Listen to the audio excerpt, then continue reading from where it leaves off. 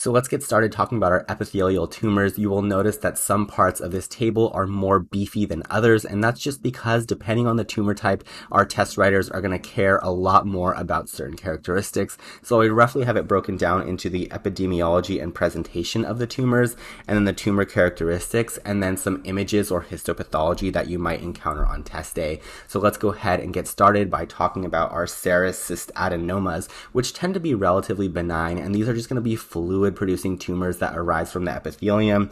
They're going to be the most common ovarian neoplasm, which is good that they're benign because they are the most common, and they're going to have a fallopian tube-like epithelium. This makes sense, right? Because this is very much an epithelial type tumor, and so it's going to be producing fluid. It's going to be a supportive type cell, and on histopathology you might see a psammoma body like this because this tends to be characteristic of overlapping epithelial cells that kind of form this concentric rose-like structure. Next, let's talk about our mucinous cystadenoma, which is also going to be an epithelial tumor. This is going to be largely benign, and it's going to largely be from mucin-producing cells. So cells that produce mucus are going to be growing out of control, and this can cause something called pseudomyxoma peritonei, which is a really fancy word for essentially abnormal production of mucus that starts to fill the entire peritoneum. So you can imagine that these patients are going to have this belly that is just swollen with mucinoid material, and this tends to be a high yield thing they like to ask about on exam day.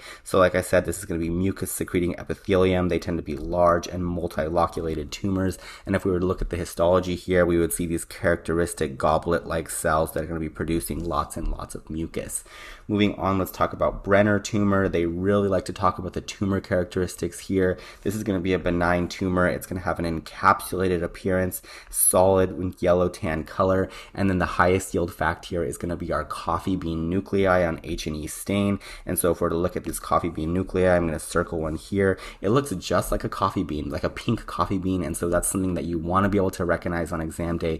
Be on the lookout for that coffee bean, and then some auxiliary facts they might ask about that is that this resembles bladder epithelium, and this is technically going to be a transitional epithelium. So these are all the facts that you need to know about our Brenner tumors. Moving on, let's talk about our serous carcinoma, which is going to be a relative of our serous cystadenoma, which we talked about before. So this is going to be the malignant version of our serous cystadenoma. So let's talk about it. It's going to be the most common malignant ovarian neoplasm, and we remembered that our serous cystadenoma was just the most common ovarian neoplasm. So this one just is basically like the malignant version, and it's often going to be bilateral, and it's going to be characterized by our psammoma bodies like we talked about before. So here's another example of some psammoma bodies to be on the lookout. Luckily, they're super easy to spot on test day because they are just have such a characteristic look. Finally, we're going to talk about our mucinous carcinoma, which is going to be the malignant version of what we talked about before, and it's going to be metastatic from other GI tumors, classically the appendix, and it can cause our pseudomyxoma peritonei. So in terms of organizing these tumors in your mind, it's important to know that these two that we talked about in the beginning are going to be the benign versions of the malignant ones down here at the bottom. And then if you can recognize Brenner tumor and know all of its special cellular characteristics, you should be good to go on test day. Let's move on now to talk about our germ cell tumors. And if you remember, our germ cell tumors are coming from our egg type tissue, and so they're going to be able to differentiate into a lot of different things. Let's start by talking about our mature cystic teratomas, also called our dermoid cysts. These are really, really cool because they can turn into a bunch of different tissue types. So this is going to be the most common ovarian tumor in young females, and they're going to result in large tumors that can put them at risk for pain and torsion. So that's something to have on your differential. And they can also cause hyperthyroidism because they can actually make tissue that resembles thyroid tissue that is going to go on to produce hyperthyroid effects. And this is something called struma ovarii. And so in terms of our cystic mass, in terms of our tumor characteristics, it's going to have all three germ layers. So we're going to be describing this as heterogeneous because it's going to have endoderm, mesoderm, and ectoderm. And this can present as things like hair and teeth and sebaceous tissue. And then a special type of mesodermal tissue is going to be our struma ovarii, which is going to go on to resemble thyroid tissue. It can produce thyroid hormones, which are going to lead to hyperthyroidism. So here in our picture, you can see that this is a tooth, and you can see some hair as well as some sebaceous fatty tissue. So all three layers are present here. This is really interesting. And then here is a picture of our thyroid-like mesoderm, which can go on to make thyroid-type tissues. Let's move on now to talk about our immature teratomas, which are going to be malignant. And so they're going to be a relative of our mature teratomas. These are going to be aggressive tumors that present before age 20, and they're going to have a fetal tissue component, which is going to be comprised of neuroectoderm, and they tend to be large and multiloculated as well. The important thing to note here is that these are malignant, whereas the prior is often benign. Next, let's talk about our dysgerminomas, which are going to be malignant, and they're going to be the most common tumor in our adolescence, and these are going to be presenting in histology with these special fried egg cells. These are super high yield to recognize. I'm going to go ahead and circle one of these for you guys. So here is a great example of a fried egg cell. I would say another great example is one down here, and they look like a fried egg because they have this like really white looking cytoplasm and this really dark purple nucleus that looks like the dark yellow egg yolk. So being able to recognize this is important. And then if you were to get some lab values on these patients, the tumor markers are going to be increased LDH and increased HCG. Lastly, let's talk about our yolk sac, which is also called an endodermal sinus tumor, and this is also going to be malignant, and it's an aggressive tumor of our children and young females. And the way this is going to be described in terms of tumor characteristics is a yellow, friable, bloody, hemorrhagic mass.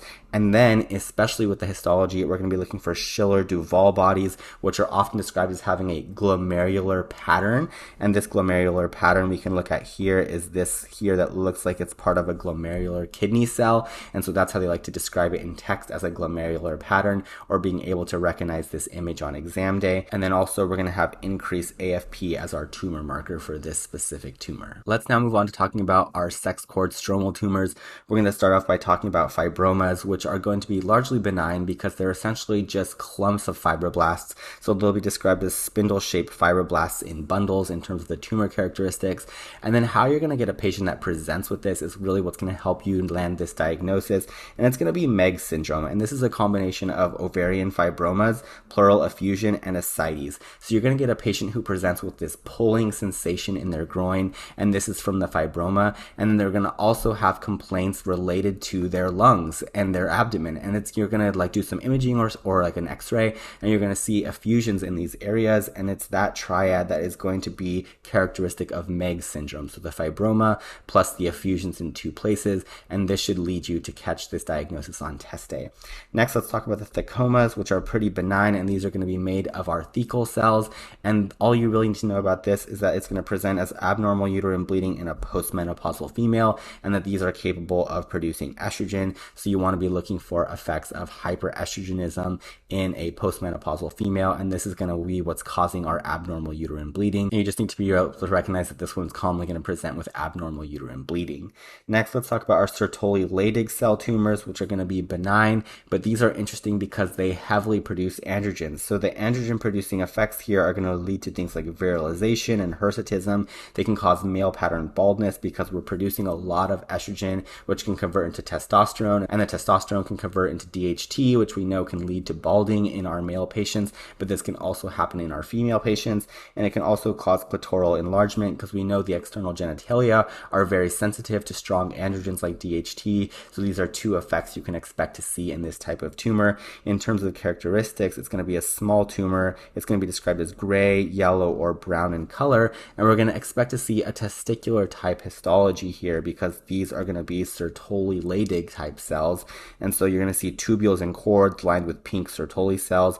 And you can see here these cord-like structures here, which are like corresponding to these tubes if we were to look at it in cross section here. And so that's a great way to be able to spot this. This histology is not quite as high yield as being able to recognize the presentation based on our hyperandrogenization state. We can also see Ranke crystals here, which are going to be our rod-like eosinophilic inclusions, and this is coming from all that eosinophilic cytoplasm in the middle. Lastly, let's go ahead ahead and talk about our granulosa cell tumor, which is going to be like the estrogen equivalent of our Sertoli Leydig cell tumor. So this is going to be the most common malignant sex cord stromal tumor, and it's going to present in postmenopausal patients with abnormal uterine bleeding, just like our thecomas. However, this is also going to present in children. So our children here can have precocious puberty, breast tenderness, increased testosterone, increased estrogen. This all makes sense, right? If we have a tumor composed of granulosa cells, these granulosa cells are just pumping out hormones, and these hormones are going to go on to cause things like abnormal uterine bleeding in a postmenopausal patient or precocious puberty in a premenopausal patient. Now, in terms of the characteristics of the tumor, there's some high yield details to know here. So Cal-Exner bodies are going to be really high yield to recognize on exam days, and these tend to be these like really pink cytoplasmic areas surrounded by a ring of granulosa cells. So you can notice that they're like very ring-like structures. They almost remind me of granulomas, but not quite. They're like a specific hot pink ring surrounded by purple cells, and the way that this is going to be described in terms of text on the test is going to be centrifugal granulosa cells. So that centrifugal type description is going to be that eosinophilic fluid that's surrounded by the granulosa cells, and these are going to resemble primordial follicles, because we know that a primordial follicle is a follicle that is surrounded by a lot of granulosa cells, providing all the estrogen as that follicle matures. And in terms of our tumor marker, we're going to express increased inhibin in these tumors, and that makes sense because we know that inhibin is what is feeding back to the HPA axis, and so if we have a lot of estrogen producing type cells, they're going to be producing a lot of inhibin as well.